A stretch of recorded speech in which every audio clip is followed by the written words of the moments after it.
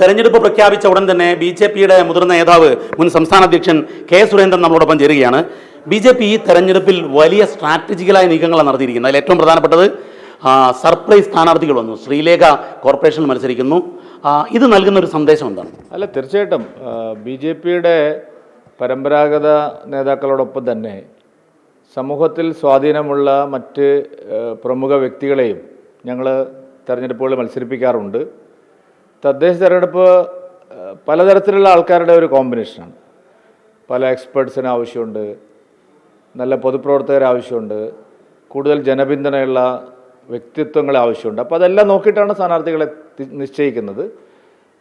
സമഗ്രമായിട്ടുള്ള ചർച്ച നടത്തിയതിന് ശേഷമാണ് ഞങ്ങൾ പാർട്ടി കാലേക്കൂട്ടി തന്നെ താഴെത്തലം മുതൽ ഒരു ലിസ്റ്റ് വരികയും ആ ലിസ്റ്റിൽ ഒരു ചർച്ച സമഗ്രമായി നടത്തുകയും ചെയ്തിട്ടാണ് ഞങ്ങൾ തെരഞ്ഞെടുപ്പിൽ സ്ഥാനാർത്ഥികളെ മത്സരിപ്പിക്കുന്നത്. ഈ പ്രഖ്യാപനം എപ്പോഴത്തേക്ക് പൂർത്തിയാവും? സ്ഥാനാർത്ഥി പട്ടിക എപ്പോഴേക്ക് പൂർത്തിയാവും? വൈകാതെ 1-2 ദിവസത്തിനകം എല്ലാ കോർപ്പറേഷനുകളിലെയും മുനിസിപ്പാലിറ്റികളുടെയും പഞ്ചായത്തുകളുടെയും പ്രഖ്യാപനങ്ങൾ പൂർത്തീകരിക്കാൻ സാധിക്കുമെന്നാണ് വിചാരിക്കുന്നത്. ഇനിയും ഇതുപോലുള്ള തനി രാഷ്ട്രീയക്കാരല്ലാത്ത സ്ഥാനാർത്ഥികൾ പ്രത്യക്ഷപ്പെടുമോ? കാത്തിരിക്കും. നമുക്ക് നല്ല സ്ഥാനാർത്ഥികളുടെ പട്ടിക തയ്യാറായി വരുന്നുണ്ട്. വൈകാതെ പ്രഖ്യാപിക്കും. നല്ല മുഖങ്ങൾ ഉണ്ടാവും. ഇപ്പം നിലവിൽ 2 മുനിസിപ്പാലിറ്റിയാണുള്ളത്, പന്തളവും പാലക്കാടും. ഇത് നിലനിർത്താനാകുമോ? ഇനി തുടർന്ന് കൂടുതൽ പിടിക്കാനാകുമോ? അല്ല, നിലനിർത്താനാവുമോ എന്നുള്ള ചോദ്യത്തിന് ഒരു പ്രസക്തിയുമില്ല. കാരണം പാലക്കാട് നേരത്തെ 2ാമത്തെ തവണയാണ് ഞങ്ങൾ വന്നത്. അതുകൊണ്ട് ഒരു കാരണവശാലും പരാജയപ്പെടുന്നതിനെക്കുറിച്ച് ചർച്ചയില്ല. കൂടുതൽ സ്ഥലങ്ങളിൽ, വലിയ തോതിൽ കൂടുതൽ സ്ഥലങ്ങളിൽ അധികാരം പിടിക്കുക എന്നുള്ള ഒരു ഉദ്ദേശത്തിലാണ് ഞങ്ങൾ പ്രവർത്തിക്കുന്നത്. തൃശ്ശൂരിൽ എന്താവും?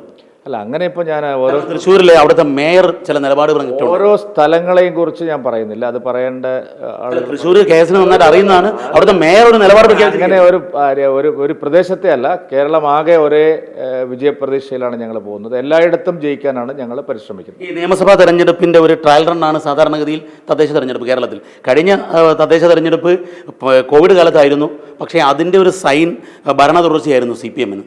അല്ല, അതൊന്നും ഇപ്പോൾ പറയാൻ പറ്റില്ലെന്ന്. തദ്ദേശ തെരഞ്ഞെടുപ്പിൻ്റെ ഫലം തന്നെ ആയിരിക്കണം നിയമസഭാ തെരഞ്ഞെടുപ്പിൽ എന്നൊന്നും പറയാൻ പറ്റില്ല. പക്ഷേ ഒരു കാര്യം, ഞങ്ങളെ സംബന്ധിച്ചിടത്തോളം ഞങ്ങളൊരു നിലപാട് മുമ്പിൽ വെച്ചാണ്, ഒരു വികസനത്തിൻ്റെ സമഗ്രമായൊരു കാഴ്ചപ്പാട് മുമ്പിൽ വെച്ചാണ് മത്സരിക്കുന്നത്.